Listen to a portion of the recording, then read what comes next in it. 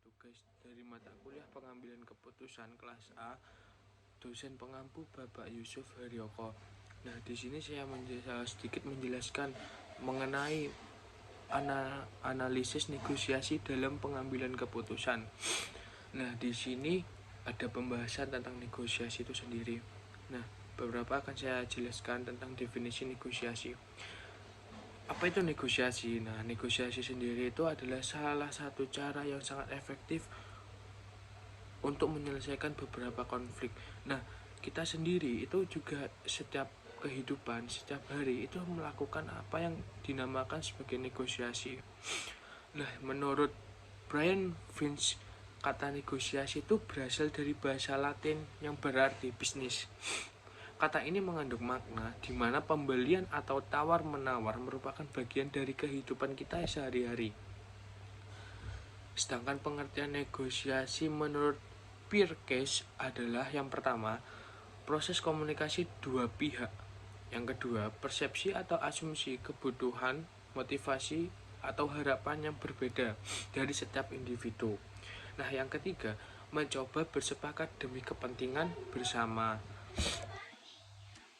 Definisi negosiasi sendiri menurut Robert Heron and Caroline van den Abel adalah suatu proses di mana dua pihak atau lebih yang mempunyai kepentingan yang sama atau bertentangan bertemu dengan berbicara. Negosiasi sendiri adalah proses interaksi dan komunikasi yang dinamis dan beraneka ragam, mengandung seni, mengandung penuh rahasia untuk mencapai suatu tujuan bersama dari dua pihak. Nah, sedangkan menurut Stephen P. Robbins dan Timothy A. Judge, negosiasi ini sebuah proses di mana dua pihak atau lebih melakukan pertukaran barang atau jasa dan berupaya untuk menyepakati nilai tukarnya. Nah, dari beberapa definisi para terkemuka yang saya jelaskan tadi, dapat disimpulkan bahwa negosiasi itu bukan hanya sekedar alat untuk memenangkan kepentingan melalui proses tawar-menawar atau konsensi tertentu, tetapi sebagai proses merumuskan kepentingan yang mungkin ditawarkan kepada pihak lain tanpa mengurangi posisi dan martabatnya. Nah, negosiasi sendiri memiliki sejumlah beberapa karakteristik utama. Di antaranya, yang pertama, senantiasa selalu melibatkan orang lain. Nah, di sini maksudnya interaksi ini terjadi bukan hanya satu pihak, tetapi melainkan dua pihak, baik secara kelompok atau perwakilan organisasi atau perusahaan. Nah, yang kedua, menggunakan cara-cara pertukaran sesuatu, baik berupa tawar-menawar maupun barter, sistem barter. Nah, yang ketiga, hampir selalu berbentuk tatap muka yang menggunakan bahasa lisan, gerak tubuh, dan selalu menggunakan ekspresi wajah. Nah, mungkin di era digital sekarang, negosiasi atau tawar-menawar ini juga bisa melalui sosial media atau chatting dan sebagainya. Nah, di dalam negosiasi itu ada hal-hal penting yang perlu diperhatikan. Yang pertama, pelajari dahulu isu yang akan dibahas atau secara objektif. Nah, yang ketiga, bila ada pihak lain berpendapat setuju atau tidak setuju terkait apa yang kita tawarkan mengenai isu yang akan dihadapi.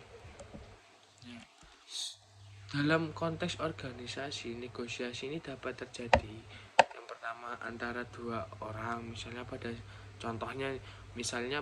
manajer dan bawahannya memutuskan tanggal penyelesaian proyek yang harus dikerjakan. Nah, yang kedua di dalam kelompok, contoh di dalam kelompok, misal contohnya adalah untuk mengambil keputusan kelompok atas suatu kasus yang sedang diteliti. Nah, yang ketiga antar kelompok. Nah, sebagai contohnya ini ada bagian pembeli dengan pemasok dalam kesepakatan untuk harganya, juga kualitas dan masalah penyerahan barangnya. Teknik negosiasi sendiri ini dibagi dari beberapa macam. Yang pertama, distribusi negosiasi. Nah, di mana distribusi negosiasi ini dapat dideskripsikan sebagai negosiasi antara dua pihak, di mana masing-masing pihak memiliki fixed value yang saling dipersaingkan. Nah, setiap pihak ini dapat bersaing untuk mendapatkan keuntungan yang lebih.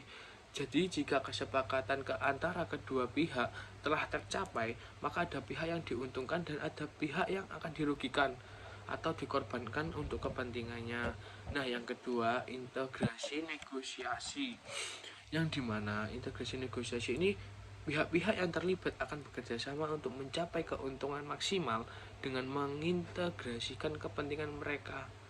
Nah, itu contohnya bisa melalui kolaborasi, pertukaran informasi. Setiap pihak akan berupaya untuk membentuk kesepakatan dan mengakomodasi kepentingan dari semua pihak. Nah, contoh-contoh negosiasi dalam pengambilan keputusan. Nah, dari kelompok kami, saya mengambil contoh negosiasi dan pengambilan keputusan ini negosiasi antara penerbit buku di Amerika Serikat dengan Apple.